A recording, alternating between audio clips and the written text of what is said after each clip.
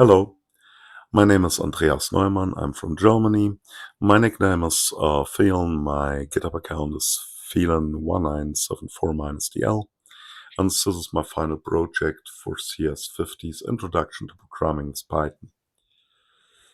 My project is a command line application called Data Protection Test. I chose this topic because data protection is also an important part of my work in real life.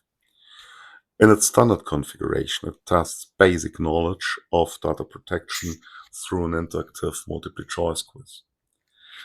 The program supports different languages. Currently, German and English are available, while Spanish is included for testing purposes only.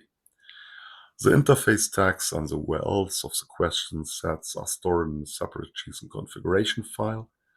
This means that different question sets and difficulty levels can be used without changing the main Python code. The program downloads the questions from a remote JSON file and validates the data before starting the test. The user enters a company and a name, and both inputs are validated by my own functions. An important feature is randomization. The program shuffles both the questions and their possible answers. At the same time, it keeps track of the correct answer, so it remains correct after shuffling. During the test, the program measures the time and calculates the final score and percentage. At least 80% is required to pass.